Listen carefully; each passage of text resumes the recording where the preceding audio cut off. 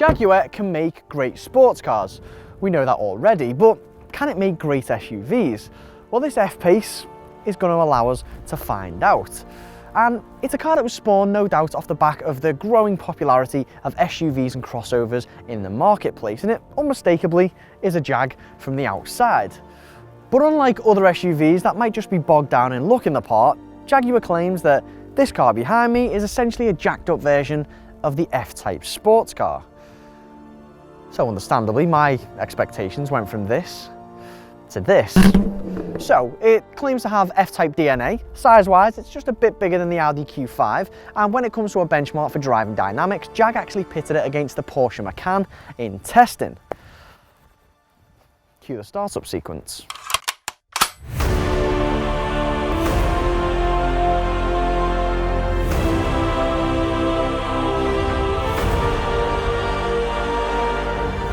So let's start with the engine. Now, we haven't got the best-selling, more sensible 2-litre diesel F-Pace. We've got the F-Pace S with a turbocharged 296 brake horsepower 3-litre V6 diesel. Now, before I start talking about acceleration, I just want to make a rather boring comment first, which is that this can be easily used pottering about town and you'll be accompanied by a familiar diesel grumble under the bonnet. No drama. But we're not in town right now, and that means we can exploit this 0 to 62 time of 5.8 seconds, and it's whiplash inducing 700 newton meters of torque. And I mean, when you put your foot down in this engine, it just transforms into a monster, and that building whistle of the turbo just sounds like someone's igniting a lightsaber in the back seat. Yes, it's a diesel and not a petrol, but God, it's fast.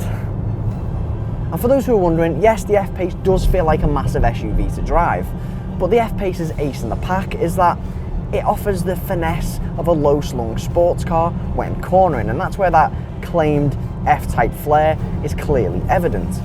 The steering's superbly weighted, it's razor sharp, it does what it's told, the adaptive suspension lets you have it however you'd like, and because this is an all-wheel drive model, it actually uses the rear wheels most of the time, so that means understeer is, well, it just doesn't happen. This 8-speed automatic gearbox is brilliant as well, particularly when you're asking it to keep up with heavy acceleration, and these flappy paddles for sequential shifting just add a bit of extra character as well. And like I mentioned, this is all-wheel drive, so if you want to venture off-road into the rough stuff, it can shift traction to either of the wheels and it can look after itself.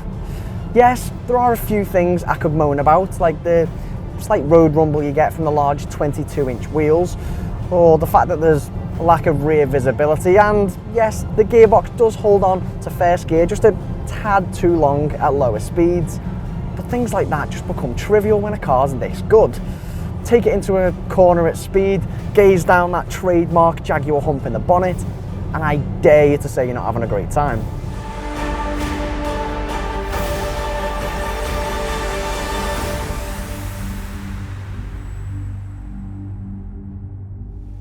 The interior manages to deliver on the luxurious SUV front with leather plastered all over the place. We've actually got a rather eye-catching red trim. You've got this massive center console, a materializing gear selector, a simple, classy layout, and loads of cool ambient lighting. Now, if I'm going to be really picky, if you venture a bit further down, then you will get a few scratchy plastics, but you've got to be looking for it, really.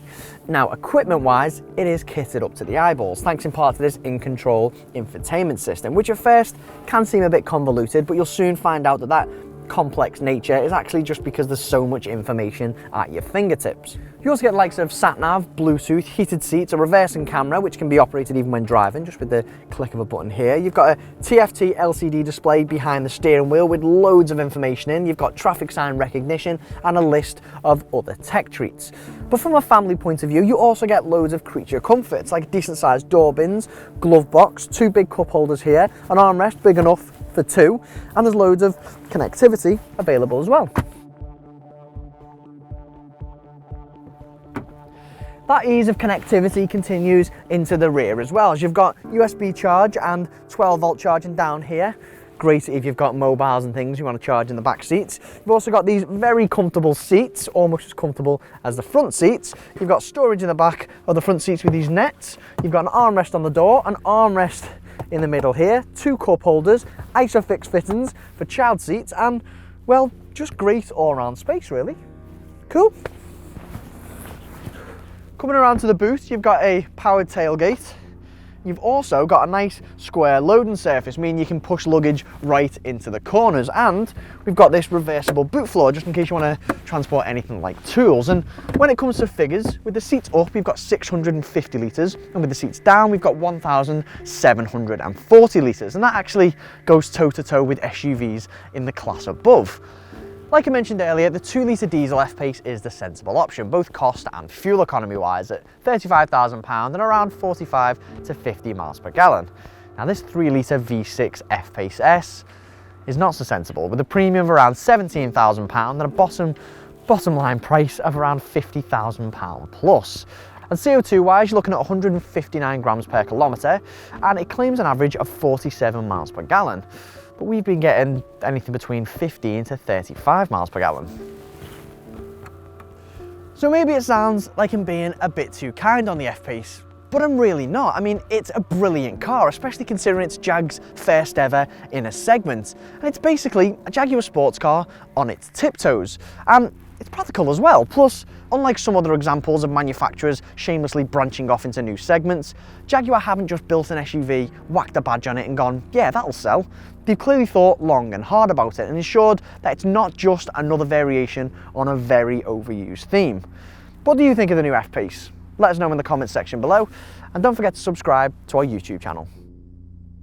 Click on the inquire button to find out more details about this car, or for any other models, visit carkeys.co.uk.